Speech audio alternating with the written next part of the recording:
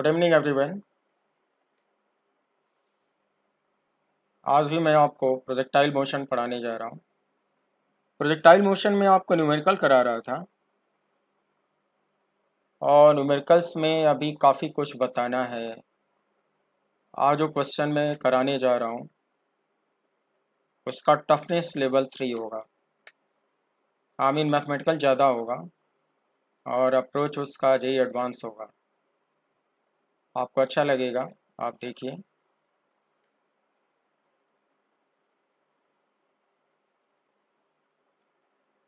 जो कुछ भी मैं आपको पढ़ा रहा हूँ अपनी बुक से पढ़ा रहा हूँ, काइनेमेटिक्स वॉल्यूम 2 से पढ़ा रहा हूँ। काइनेमेटिक्स वॉल्यूम 2 में टफनेस लेवल 3 होगा और इसमें बहुत अच्छे अच्छे और कॉन्सेप्चुअल क्वेश्चन मिलते हैं आपको। लेकिन इसके साथ एक नोटिस भी है कि this is mandatory to learn physical mathematics volume 2 before reading this book, क्योंकि इसमें इतना ज़्यादा मैथ इस्तेमाल होगा कि जब आप ये बुक कंप्लीटली प्रिपेयर कर लोगे तब आप एप्लीकेशन पार्ट उसका समझ पाओगे। तो फिजिकल मैथमेटिक्स वॉल्यूम 2 को अच्छे से समझना, कंप्लीट करना बहुत ज़रूरी है बच्चों। मैं आपको आज प्रोजेक्टाइल मोशन पे लेवल 3 के क्वेश्चन कराने जा रहा हूँ। मैं फिर से कहना चाहता हूँ कि कंसंट्रेट रहना और फोकस रहना बिल्कुल।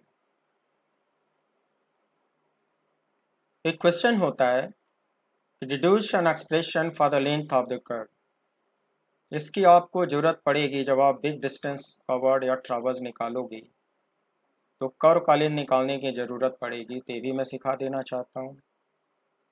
As we know for the 2 dimensional curve, position vector R at any point in 2 dimension denoted by X I cap plus Y J cap. अगर इसको डी ऑपरेट करा जाए डी आर, ये जो डी आर होगा जब डी इस पे अप्लाई करोगे तो सिमिलर टू डिफरेंशियल कोएफिशिएंट, जो डी सिंबल होता है वो वेरिएबल पे अटैच होता है, कांस्टेंट पे नहीं। आई कैप बाहर हो जाएगा, जो डी है वो एक्स पे अप्लाई हो जाएगा। और डिफरेंशियल कोएफिशिएंट की तरह जो डी होता है वो प्लस माइनस पे डिस्ट्रीब्यूट होता है। फिर यहाँ पे डी वाई पे अटैच हो जाएगा, जे कैप बाहर हो जाएगा। तो डी आर का एक्सप्रेशन आता है D x I cap plus D Y J cap. और ये मैं पहले भी एक्सप्लेन कर चुका हूँ। डायग्राम देखो, ये कोई आर्बिट्रेरी कर्व है, आई मीन ट्रांजैक्टरी है। इस रेड कलर की ट्रांजैक्टरी पे कोई पार्टिकल लेफ्ट डायरेक्शन में मूव करता हुआ जा रहा है। किसी मोमेंट पे पार्टिकल फर्स्ट पॉइंट पे था, कोऑर्डिनेट्स थे x1 y1। थोड़ी देर के बाद x2 y2 पे चला गया। इन द मीन टाइम इस ट्रांजैक्टरी के अलॉन्ग वेरी स्मॉल डिस्प्लेसमेंट उसका डी आर होगा और ये उसका इनिशियल पोजिशन वेक्टर होगा। And small time interval D T, ये उसका फाइनल पोजिशन वेक्टर होगा। According to triangle of vector addition, इसको आप रिजल्टेंट वेक्टर लिखोगे और इसको आप लिखोगे आर प्लस डी आर। ये आप समझ पा रहे होगे। तो ये जो डी आर है, मैं पिछले एपिसोड में सिखाया हूँ कि डी आर इतना छोटा होता है कि इसका मैग्नीट्यूड इस स्मॉल डिस्टेंस के बराबर होता है। तो डी आर का मैग्नीट्यूड सिंबल्स में डी एस लिखा जाता है और डी एस इस कर्व का बहुत छोटा सा लेंथ होगा। Small length of the curve denoted by D S defined as modulus of D are.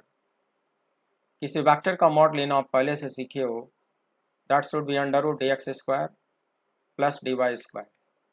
ऐसे आप डी एस को लिख सकते हो।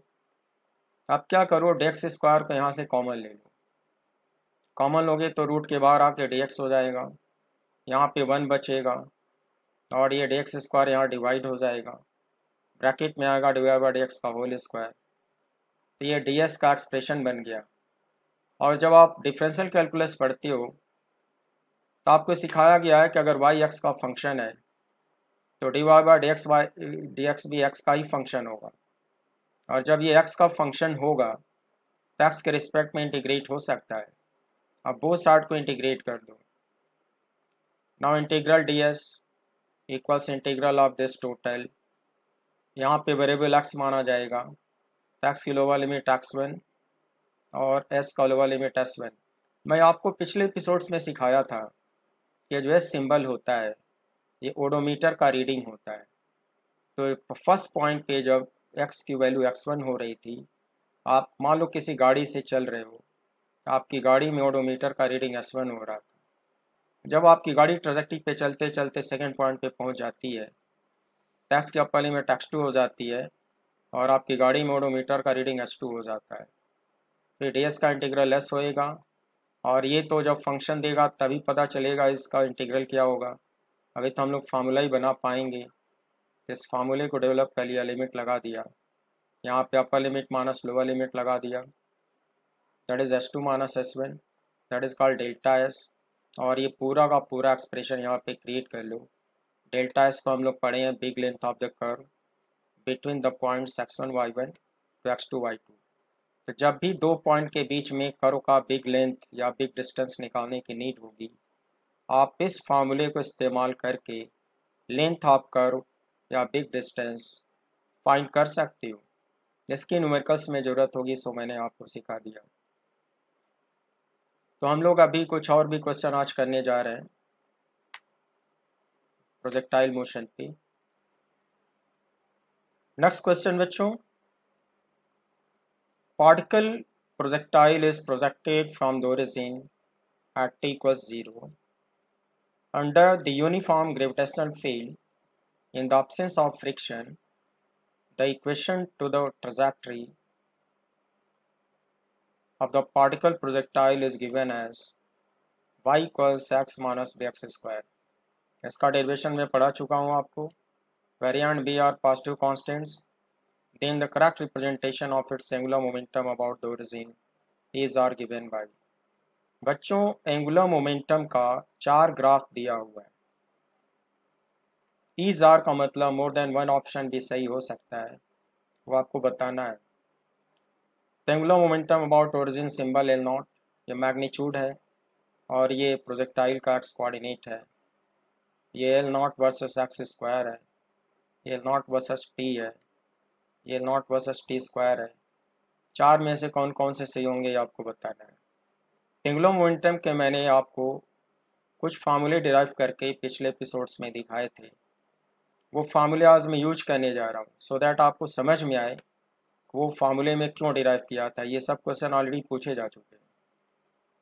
देखिए बच्चों, मैं आपको बता रहा हूँ कि we have already derive that angular momentum about the origin at t equals t and x equals x, L not vector minus M B X dot X square के कैप। इसका डेरिवेशन में दे चुका हूँ बच्चों, आप रिवाइज करोगे दिख जाएगा। इसको मैंने फिर से रिपीट किया। आपको याद होगा कि मैंने पिछले एपिसोड में x का डेरिवेशन दिया था कि x equals x dot T लिख सकता हूँ। एक्स डॉट टी का जब स्क्वायर करोगे तो यहाँ पे एक्स क्यूब आएगा और टी स्क्वायर अलग हो जाएगा, तो ये टाइम टी का फंक्शन कुछ ऐसे बन जाएगा।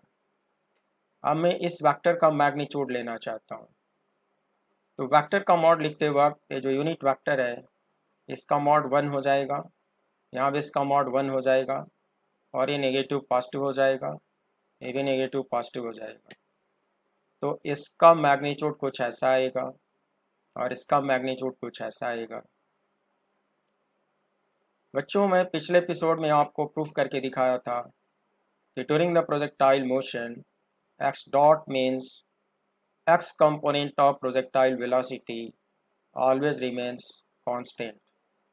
इसमें ये कांस्टेंट है, बी कांस्टेंट है, मास कांस्टेंट है, बट एक्स तो वेरिएबल है। अगर इस पूरे कांस्टेंट को C1 मान लूँ, अच्छा इस पूरे कांस्टेंट को C2 मान लूँ, ये दो फार्मूले कुछ ऐसे डिनोट करे जाएंगे, C1 x square, C2 T square. तो ये एल नॉट का फार्मूला एक्स और टी में मैंने सिंप्लीफाई कर दिया। C1 C2 को पॉजिटिव स्केलर पॉजिटिव कांस्टेंट माना जाएगा। Hence L naught x and L naught t graph will be increasing concave upside passing through the origin। जब मैं आपको फंक्शन एंड ग्राफ पढ़ाया था, याद करो, तो फंक्शन एंड ग्राफ पढ़ाया था, यहाँ पे y था, यहाँ पे x था, यहाँ पे n था, और n अगर पॉजिटिव था, मोर देन 1 था, तो वहाँ पे मैं बताया था कि इसका जो ग्राफ होगा एक्स वाई ग्राफ वो एक increasing concave of side parabola होगा। ये जो पावर n था मोर देन 1 होना चाहिए था, तब जाके एल नॉट वर्सेस एक्स का ग्राफ जो आएगा increasing concave of side parabola आएगा। ड्यू टू सेम रीजन यहाँ पे टी लिखा है, वेरिएबल टी है। देखो जब मैथ पढ़ते हो तो इनडिपेंडेंट वेरिएबल एक्स होता है और डिपेंडेंट वेरिएबल वाई होता है। जब फिजिक्स पढ़ते हो तो सिंबल चेंज हो जाता है, लेकिन इसको अपने माइंड में एक्स जैसा ही समझो, इसको वाई जैसा ही समझो। तो जब एक्स पे पावर 2 होगा, आई मीन मोर देन 1, और वाई पे पावर 1 होगा, तो नॉट वर्सेस टी का जो ग्राफ होगा ये भी increasing concave of side parabola होगा। Till not x and a not t graph will be increasing concave upside passing through origin। origin से क्यों पास करेगा? जब इसको जीरो रखोगे तो भी जीरो आएगा, इसको जीरो रखोगे तो भी जीरो आएगा। L naught versus X square का ग्राफ देखो, L naught versus T square का graph. This will be linear with positive slope and passing through origin, hence all options are correct। ये लीनियर होगा। ये लीनियर क्यों होगा देखो मैं तुम्हें समझा रहा हूँ। वैसे तो मैं कर्व ट्रेसिंग टेक्निक पढ़ा लिया हूँ, अभी थोड़ी देर बाद उसको इस्तेमाल करना शुरू करूँगा, इसको शॉर्ट में समझा दे रहा हूँ। जब L naught versus X square का ग्राफ होगा तो तुम इस पूरी क्वांटिटी को कैपिटल एक्स मानो। ट्रांसफॉर्मेशन ऑफ कोऑर्डिनेट्स, इस टेक्निक को कहते हैं ट्रांसफॉर्मेशन ऑफ कोऑर्डिनेट्स। इस पूरी क्वांटिटी को कैपिटल एक्स मानो, इस पूरी क्वांटिटी को कैपिटल वाई मानो। बहुत ध्यान से समझना। इसको मैं कैपिटल एक्स लिख दूं, इसको कैपिटल वाई लिख दूं, तो कैपिटल एक्स पे पावर 1, कैपिटल वाई पे पावर 1, तो capital X versus capital Y का graph obviously straight line passing through origin आना चाहिए, क्योंकि कैपिटल एक्स पे पावर 1 होगा, कैपिटल वाई पे पावर 1 होगा, ये तो लीनियर ग्राफ आएगा ही, और C1 उसका पॉजिटिव स्लोप होगा। इन दोनों के बीच का जो ग्राफ आएगा वो लीनियर होगा with positive slope and passing through the origin. Due to same reason जरा ये ग्राफ देखो कैसा होगा। इसको आप कैपिटल एक्स लिख डालो, इसको कैपिटल वाई लिख डालो, फिर ओरिजिनल फार्मूले में आ जाओ। इसको कैपिटल एक्स लिखो, इसको कैपिटल वाई लिखो, कैपिटल वाई पे पावर 1, कैपिटल एक्स पे पावर 1, तो कहा जाएगा कि capital Y versus capital X का ग्राफ कैसा होगा। Again it should be linear with positive slope C2 and passing through origin. इसका भी जो ग्राफ आएगा वो लीनियर होगा, पॉजिटिव स्लोप होगा और ओरिजिन से पास करेगा। इसका मतलब इसके चारों ऑप्शन सही है बच्चों। L naught versus x, increasing parabola, concave of side. L naught versus T, increasing parabola, concave of side. L naught versus X square, straight line passing through origin with positive slope. Positive slope का मतलब ये जो anti clockwise theta होगा ये less than 90 होना चाहिए। Similarly L naught versus T square, straight line passing through origin with positive slope, ऐसा होगा। इस तरह से ये चारों ऑप्शन आपके सही हो गए। बच्चों ये क्वेश्चन ऑलरेडी पूछा जा चुका है, ये जेईई एडवांस का क्वेश्चन है और ऑलरेडी पूछा जा चुका है, इसलिए मैंने एंगुलर मोमेंटम के आपको कई डेरिवेशन दे डाले थे। आप देखोगे कि यहाँ पे वो सारे फॉर्मूले इस्तेमाल हो रहे हैं, और भी आप देखते जाओ कैसे कैसे क्वेश्चन मिलेंगे।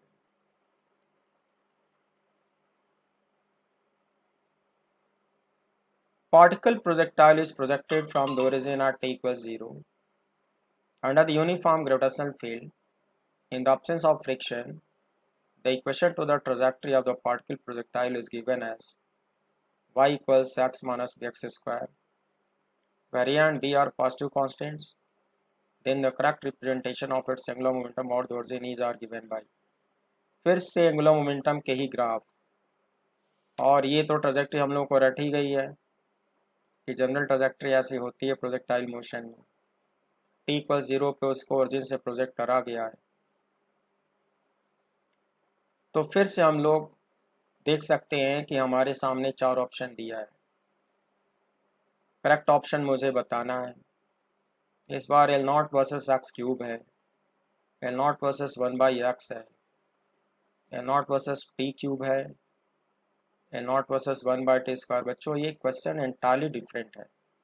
इसके लिए कर्व ट्रेसिंग टेक्निक जो मैं कैलकुलस मेथड से सिखाया हूँ वो इस्तेमाल करना होगा। फोकस रहना मैं तुम्हें सिखाता हूँ। So we have already derived that angular momentum about the origin at t equals t and x equals x। थोड़ी देर पहले ये दो फार्मूला मैंने रिवर्स किया।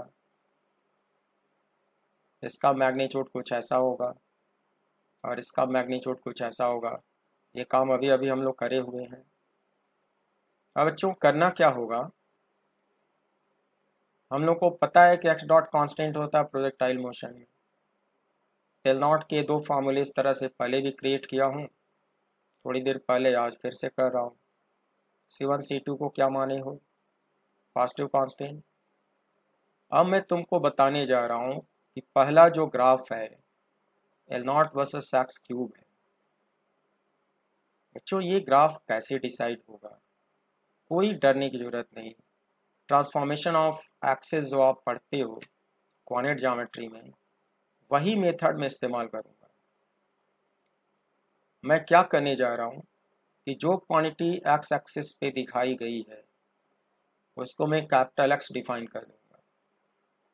जो क्वांटिटी वाई एक्सिस पे दिखाई गई है उसको मैं कैपिटल वाई डिफाइन कर दूंगा। बच्चों अगर ऐसा डिफाइन करूंगा कि स्मॉल एक्स की वैल्यू कितनी आएगी, कैपिटल एक्स पावर 1/3 आएगा। फिर स्मॉल एक्स का स्क्वायर क्या आएगा, कैपिटल एक्स पावर 2/3 आएगा। आप जानते हो मैंने क्यों निकाला, क्योंकि जो ओरिजिनल फार्मूला है उसमें यहाँ स्क्वायर है, इसको मैंने यहाँ क्रिएट किया है। और धीरे धीरे समझो, घबराना नहीं और समझना जरूरी है, भागना नहीं। इसको क्रिएट किया है। अब मैं क्या करने जा रहा हूँ, एक नया इक्वेशन बनाऊंगा। एल नॉट की जगह पे वाई लिखूंगा और एक्स स्क्वायर की जगह पे कैपिटल एक्स पावर 2/3 लिखूंगा। याद रखना ये कैपिटल एक्स माने हो, ये कैपिटल वाई माने हो। तो ये वाला सब्स्टिट्यूशन मैं यहाँ करूँगा और ये वाला यहाँ करूँगा। मेरा इक्वेशन कुछ ऐसा होगा। ये इक्वेशन चेंज होकर ऐसा हो गया। तो वैसे तो मैंने आपको फंक्शन एंड ग्राफ में रटवाया था कि अगर इंडिपेंडेंट वेरिएबल पे पावर n 0 और 1 के बीच में है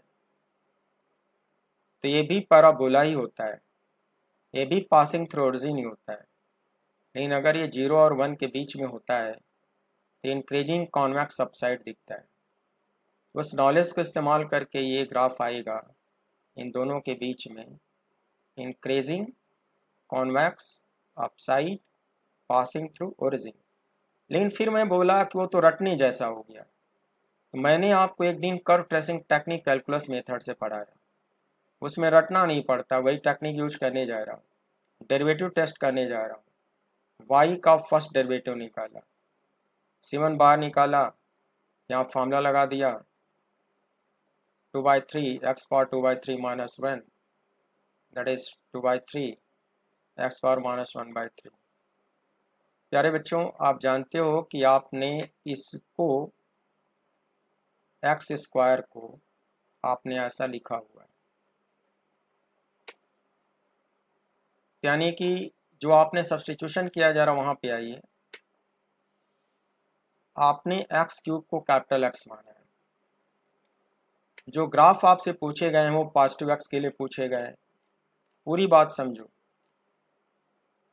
ये देखो एक्स क्यूब पॉजिटिव साइड में दिखाया हूँ, 1/x पॉजिटिव साइड में दिखाया हूँ।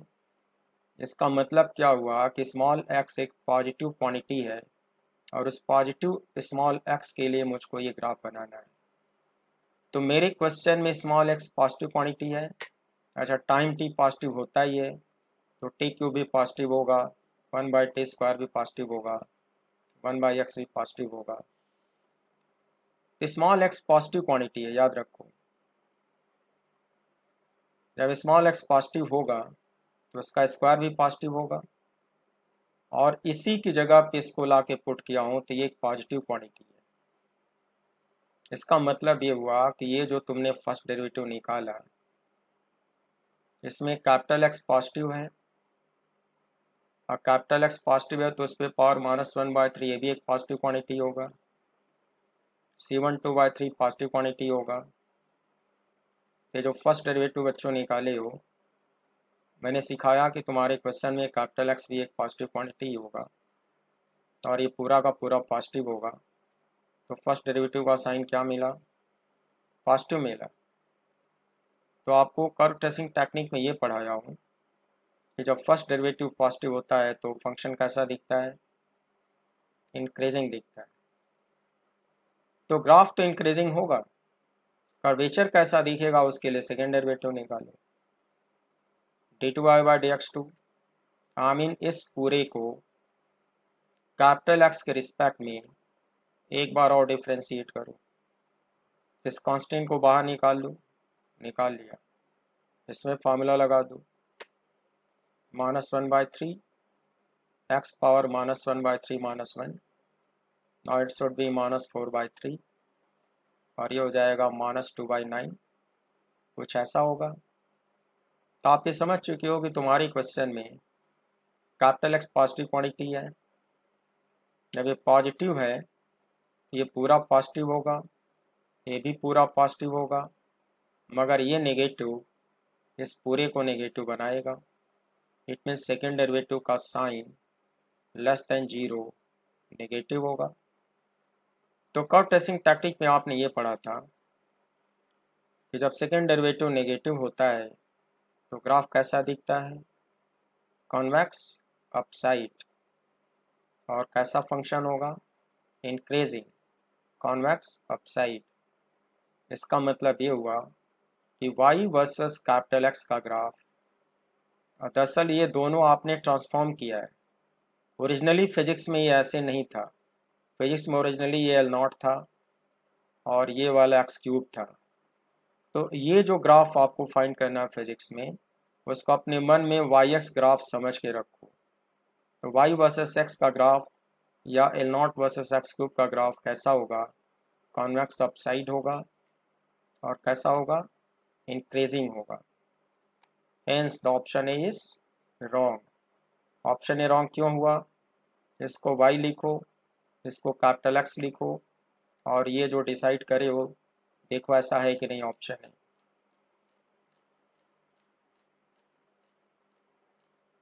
ऑप्शन ए में गलत क्या है?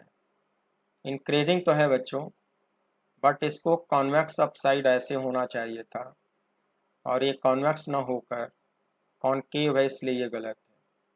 तो ऑप्शन ए तो गलत हो गया। मैंने आपको एक टेक्निक सिखाई बच्चों। अब बी पार्ट पे आता हूँ। याद रखो हमने क्या सिखाया? जो क्वांटिटी यहाँ लिखी है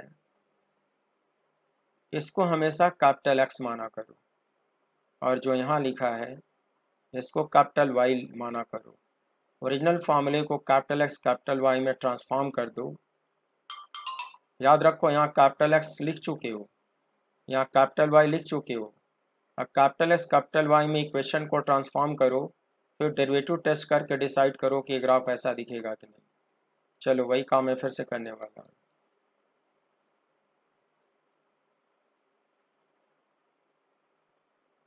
Now let us discuss the validity of option B, L0 versus 1/x graph. So L0 is y, 1/x is capital X. Reciprocate करो, then small x is capital X power -1. Then x square is this. Is it? Original equation 1 तुमने ये derive किया था, physics के method से ये formula derive करे हो। एक्स स्मॉल एक्स स्क्वायर को क्या लिखने जा रहे हो? कैपिटल एक्स पावर -2, और L0 की जगह पे क्या लिखने जा रहे हो? y लिखने जा रहे हो। ये दोनों सब्स्टिट्यूशन यहाँ कर डालो, ये कुछ ऐसा होगा। तो तुम्हारा जो इक्वेशन ओरिजिनली जो फिजिक्स वाला है वो कैपिटल एक्स कैपिटल वाई में मैंने कन्वर्ट कर डाला। बच्चों ऐसा हम लोग इसलिए करते हैं क्योंकि मैथ की थ्योरी इसी तरह से पढ़ते हैं, तो मैथ की थ्योरी को अप्लाई करना आसान हो जाता है। तो फिजिक्स के ओरिजिनल इक्वेशन को मैथ के एक्स वाई इक्वेशन में पहले कन्वर्ट करो, फिर एक्स वर्सेस वाई का ग्राफ कैसा दिखेगा, आप डेरिवेटिव टेस्ट अप्लाई करो, पहले निकालो फर्स्ट डेरिवेटिव।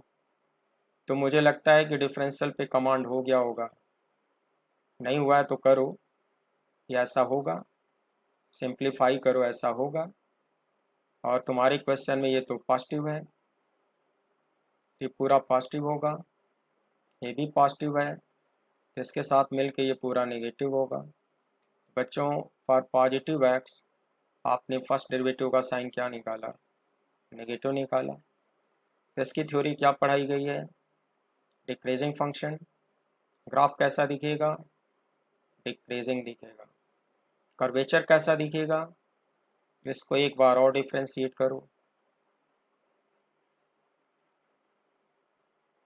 सेकेंड डेरिवेटिव निकालो, c1 -2 -3 x पावर -4, सिंप्लीफाई करो like this, x positive, this total positive, 6 7 positive, means second derivative comes out positive बच्चों, और सेकेंड डेरिवेटिव पॉजिटिव आता है तो कर्वेचर कैसा दिखता है, concave upside, decreasing concave upside, good. Finally y versus x, RL0 versus 1 by x graph will be decreasing and concave upside. Hence option B is correct.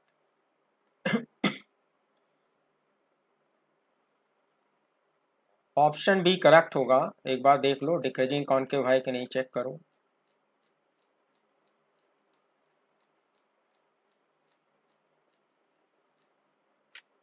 Look, decreasing concave upside, ये correct option माना जाएगा, तो B तो correct हो गया। अब सी को try करो, L0 वर्सेस टी क्यूब का ग्राफ कैसा दिखता है देखो।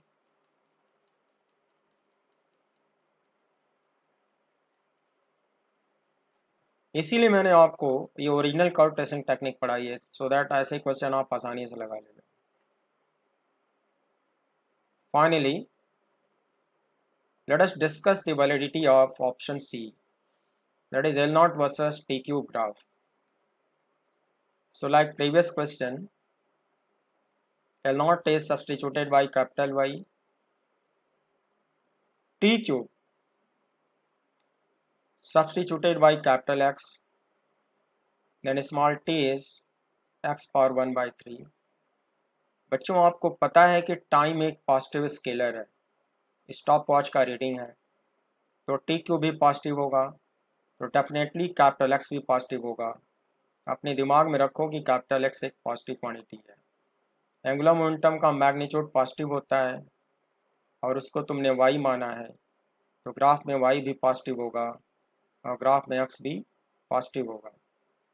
तो जब 1/3 पार एज करोगे तो t की जगह पे इतना आएगा और t स्क्वायर इतना आएगा।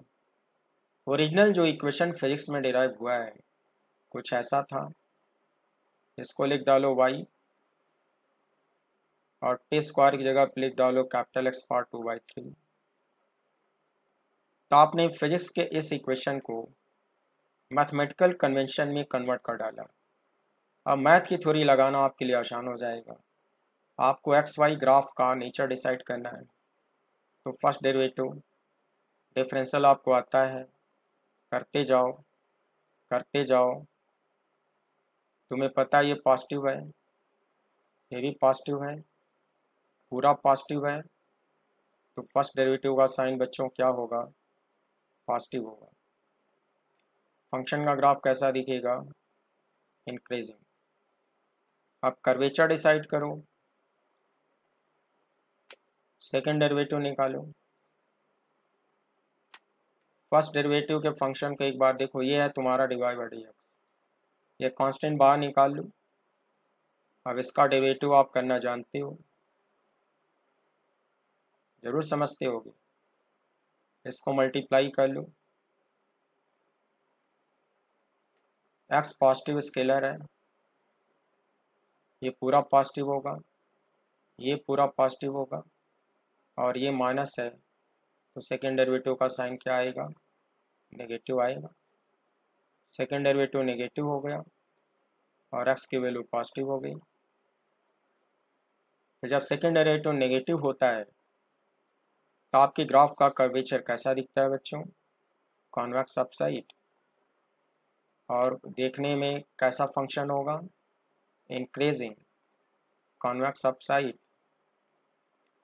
So finally yx graph L0 versus t cube graph will be increasing and convex upside. Hence option C is correct. इसको चेक कर लो इंक्रीजिंग कॉन्वेक्स है कि नहीं, करेक्ट क्यों लिखा है, इसको चेक कर लो।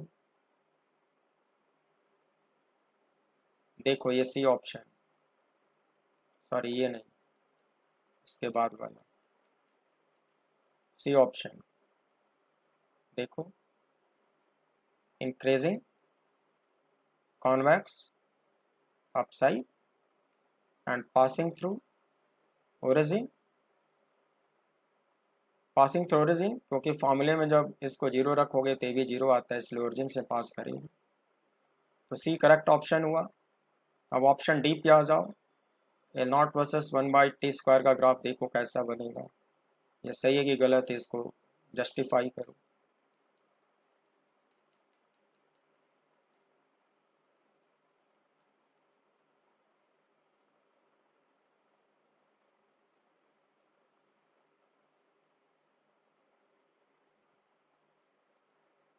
Now let us discuss the validity of option D, L naught versus 1/t² graph.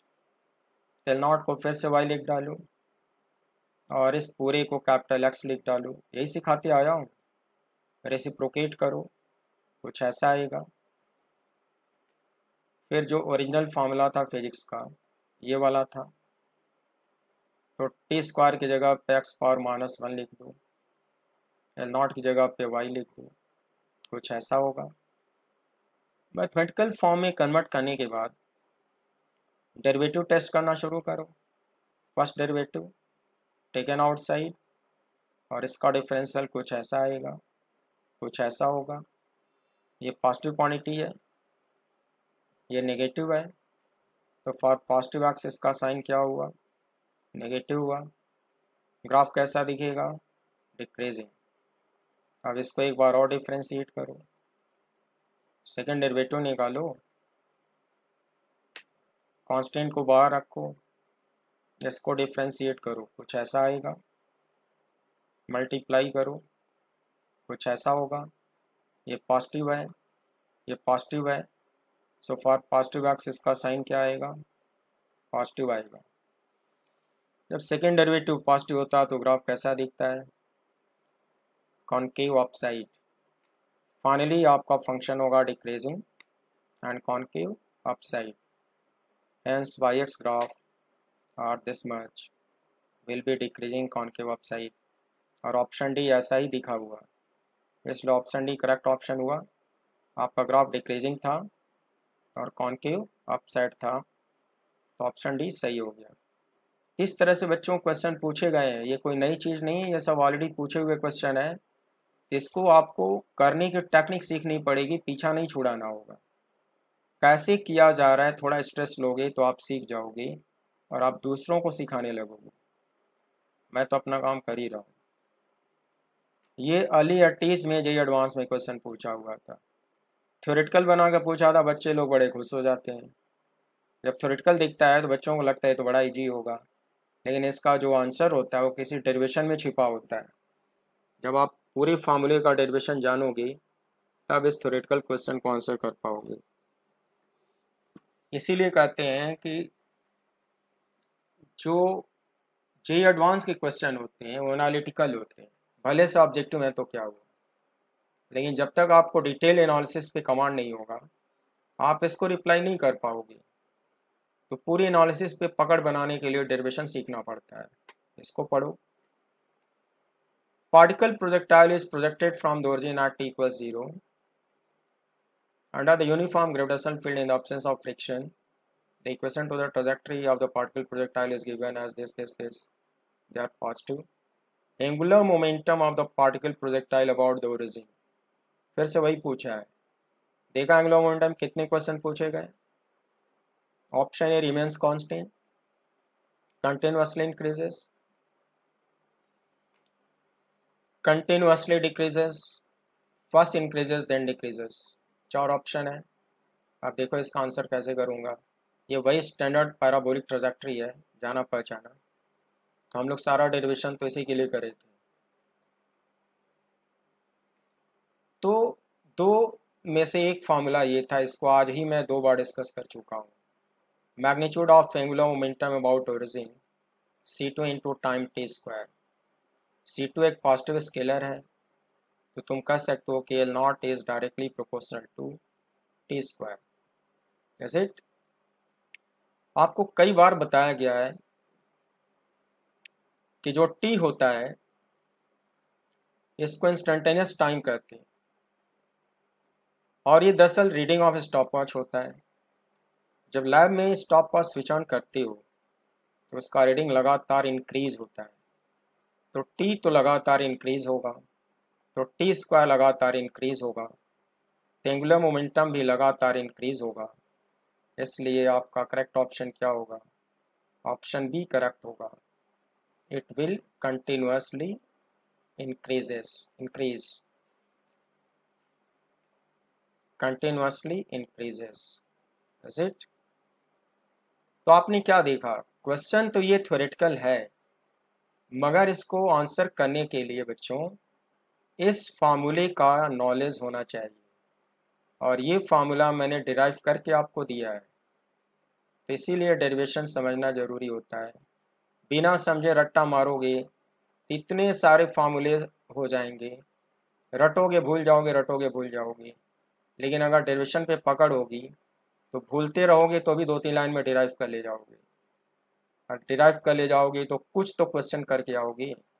इसलिए बिना डेरिवेशन के खाली रट्टा मारने से जेई एडवांस तो बच्चों नहीं निकलता, वो भी जनरल कैटेगरी के बच्चे तो नहीं निकाल पाए।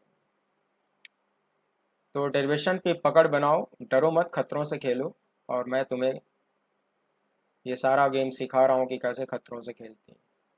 डरो बिल्कुल नहीं, हार्डवर्क करो, डिवोटेड रहो स्टडीज़ के लिए। तो मैंने आपको सिखा दिया कि angular momentum continuously increases, so option B is correct.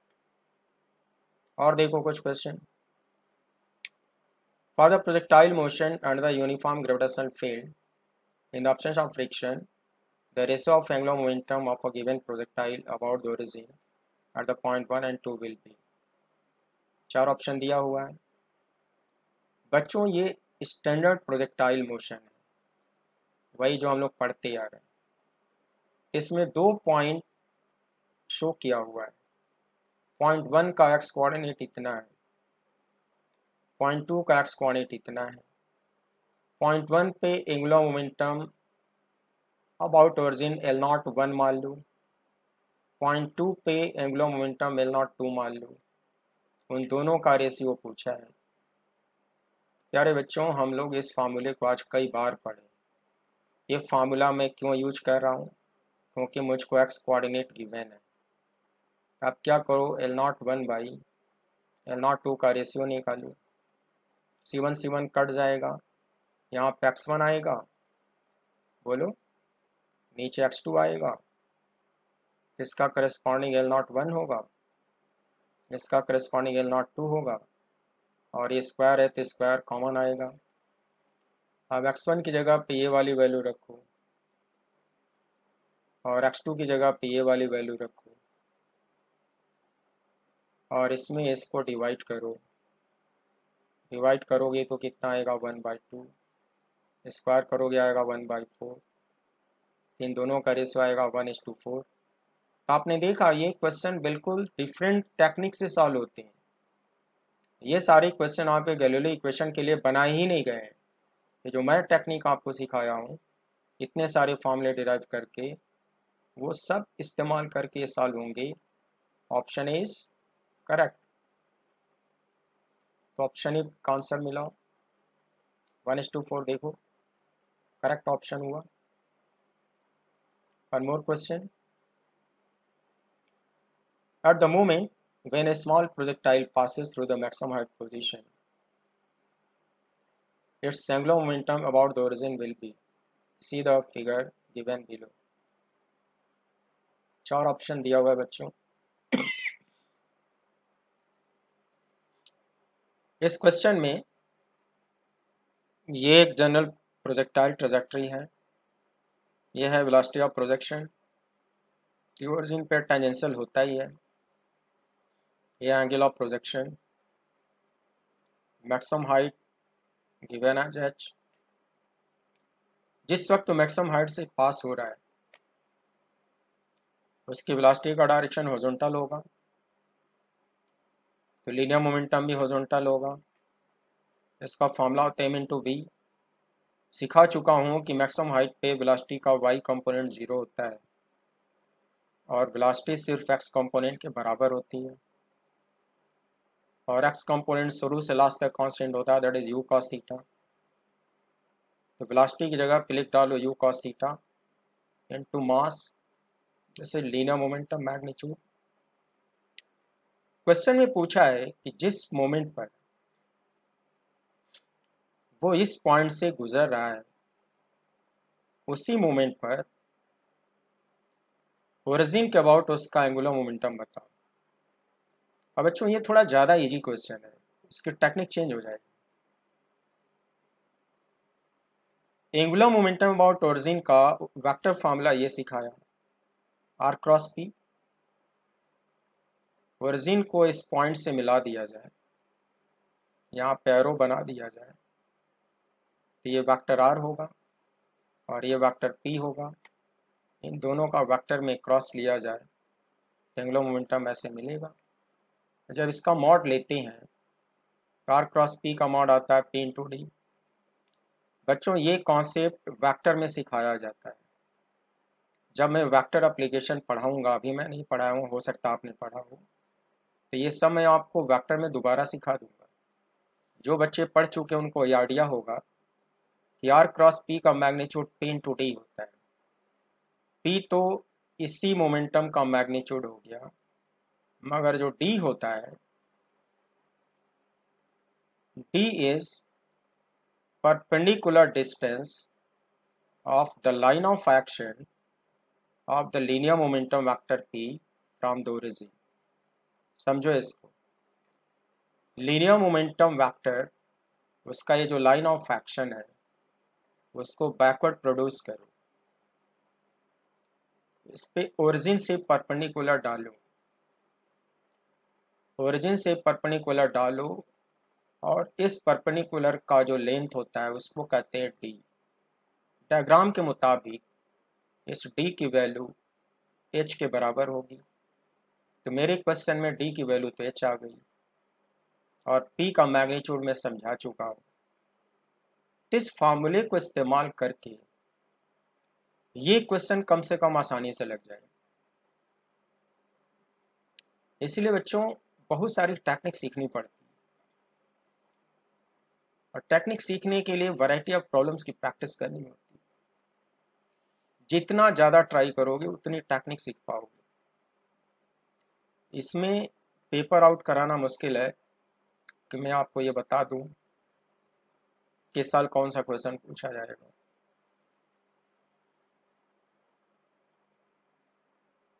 चलो बच्चों, पेन टू डी की वैल्यू रखो,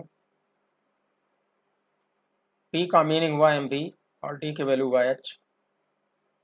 हाईएस्ट पॉइंट पर जो वेलोसिटी होता है वैक्स कंपोनेंट के बराबर होता है। मैक्सिमम हाइट का फार्मूला मैंने डिराइव करके दिया था,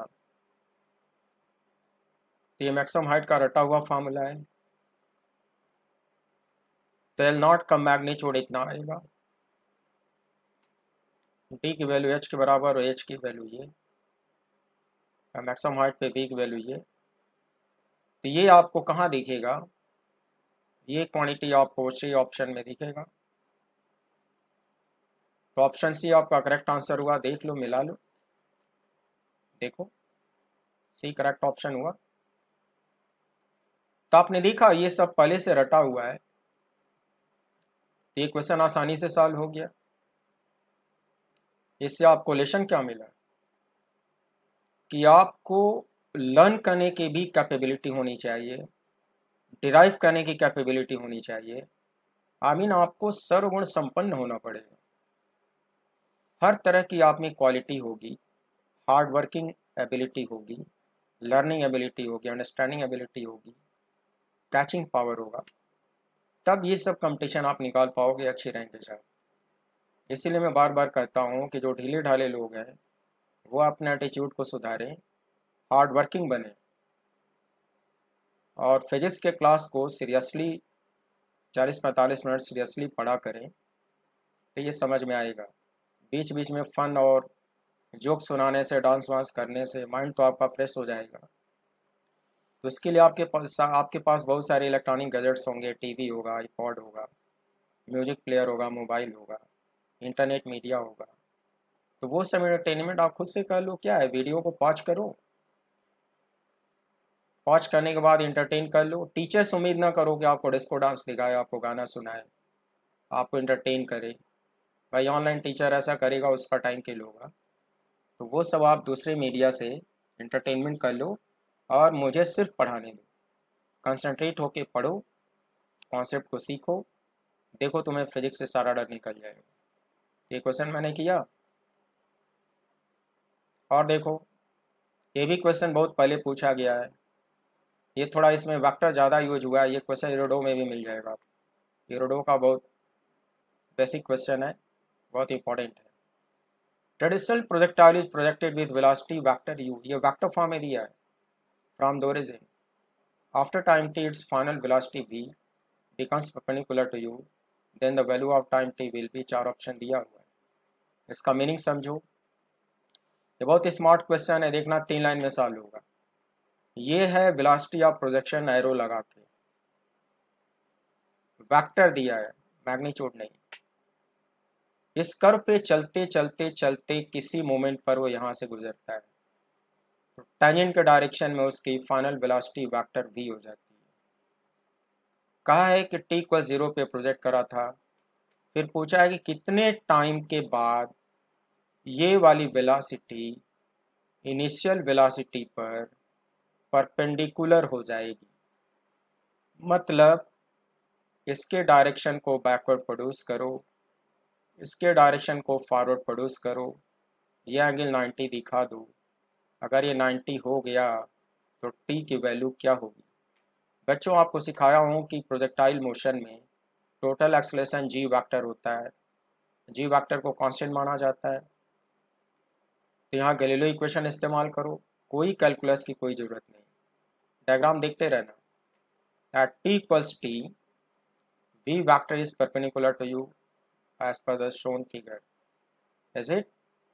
जब दो वेक्टर परपेंडिकुलर होते हैं तो उनका डॉट प्रोडक्ट क्या होता है, 0 होता है। तो v निकालने के लिए मैं Galileo first equation vector form use करूंगा। ये वेक्टर मेथड से पूछा है तो वेक्टर मेथड यूज होगा, कंपोनेंट फॉर्म यूज नहीं होगा।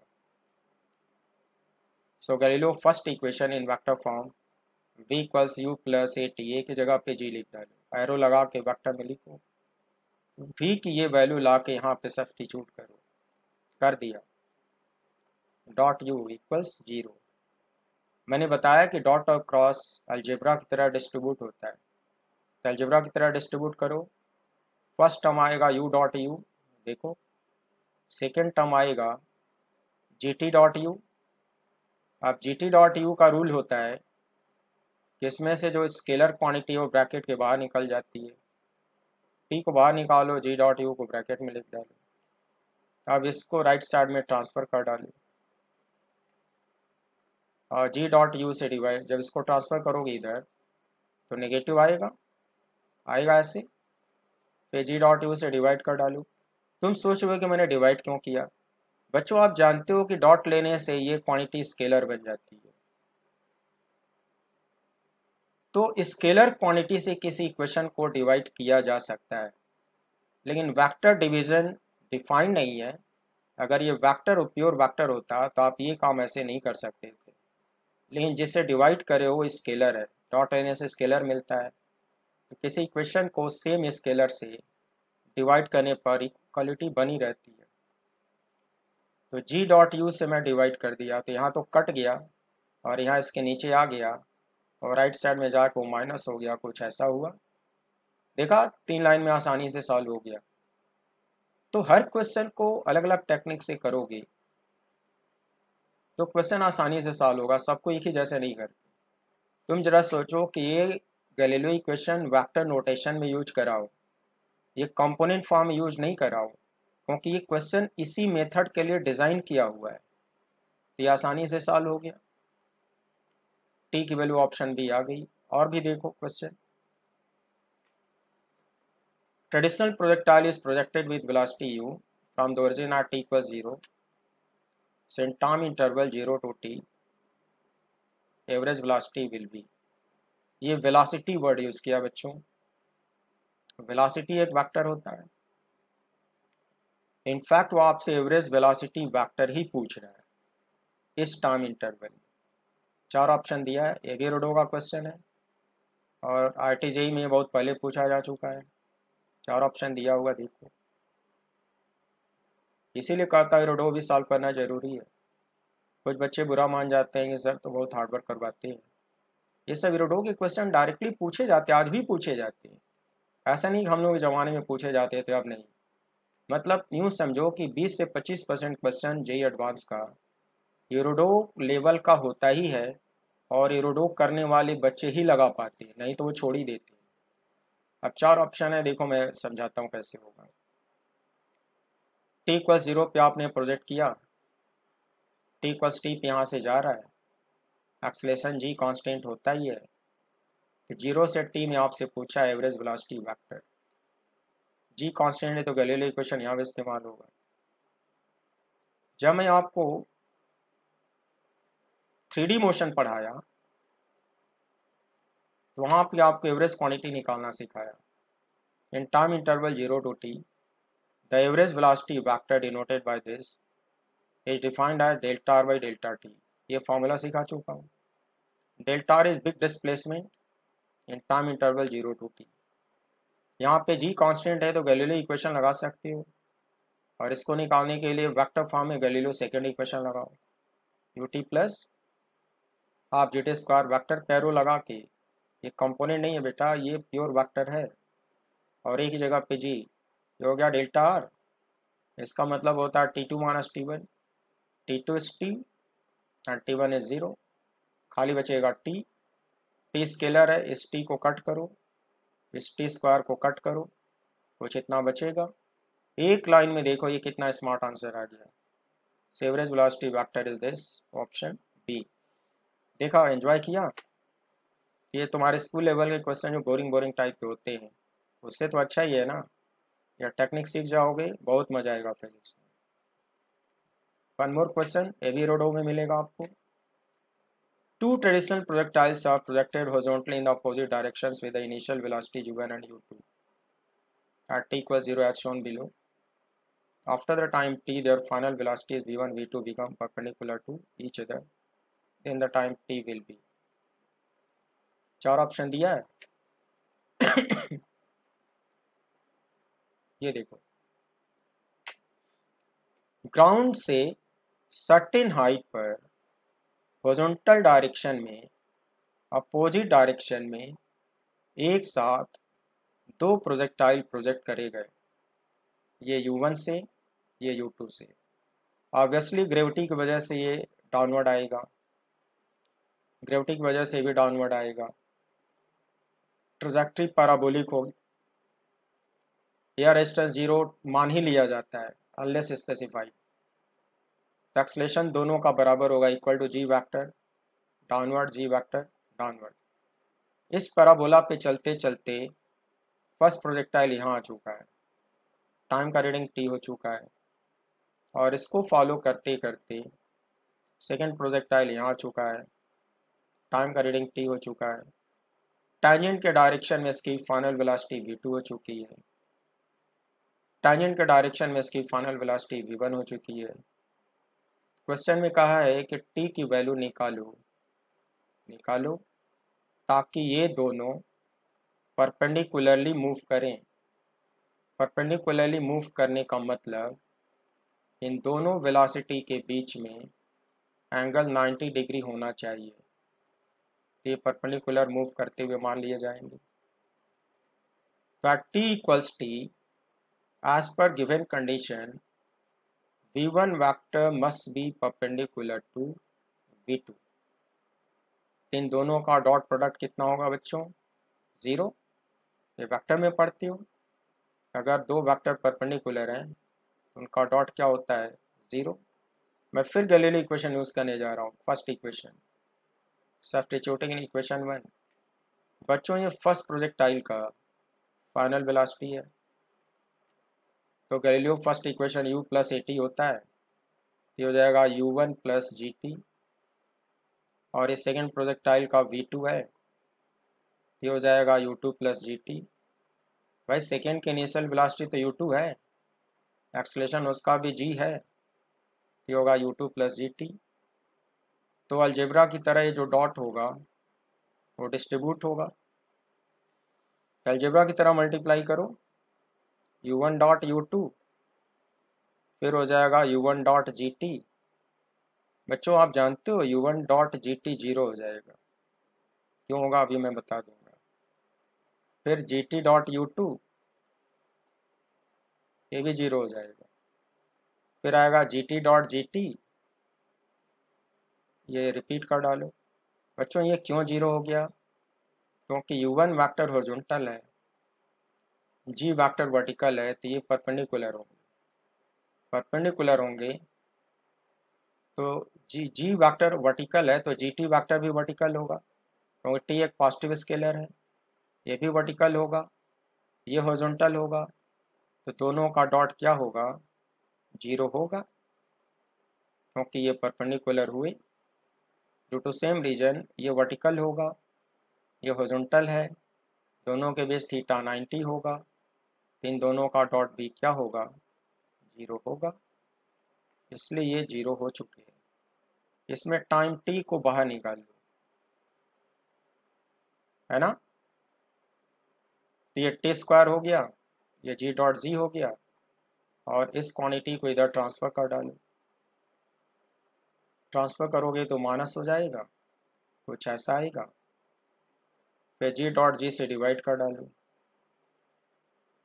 फिर पॉजिटिव रूट ले लो। बच्चों पॉजिटिव रूट इसलिए क्योंकि स्टॉप वॉच का रीडिंग नेगेटिव नहीं होता। ये ओरिजिन पे 0 था, उसके बाद ये रीडिंग लगातार बढ़ता जाएगा, पॉजिटिव ही होगा, इसलिए मैं पॉजिटिव रूट ले रहा हूँ। अब ऑप्शन मैच करा लो, सी ऑप्शन सही हो गया। एक ऑप्शन और होगा, कुछ बच्चे सोचते होंगे कि रियल टाइम तो हुआ नहीं क्योंकि रूट में नेगेटिव है। बच्चों ये नेगेटिव दिख जरूर रहा है, बट ये ओवरऑल क्वांटिटी पॉजिटिव है। क्यों है देखो दिखाता हूँ। यहाँ पे आ जाओ, इस डॉट को ओपन करो, modulus of u1 modulus of u2 cos theta. भाई थीटा इन दोनों के बीच में क्या होगी बच्चों? 180, क्योंकि ये दोनों अपोजिट हैं। अपोजिट वेक्टर के बीच में थीटा कितना होता है? 180 होता है। कॉस 180 बच्चों -1 होता है, ये -1 और ये माइनस प्लस हो जाएगा।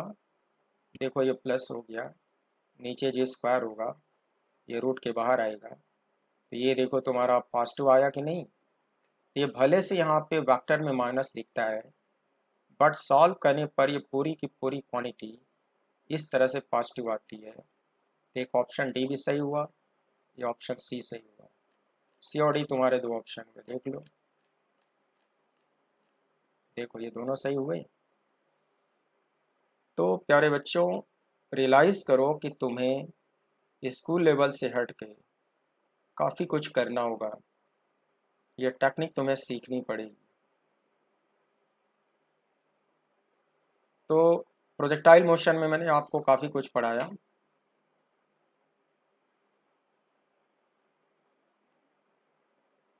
प्रोजेक्टाइल मोशन में मैंने आपको काफ़ी कुछ पढ़ाया, ऐसा आपको लग भी रहा होगा।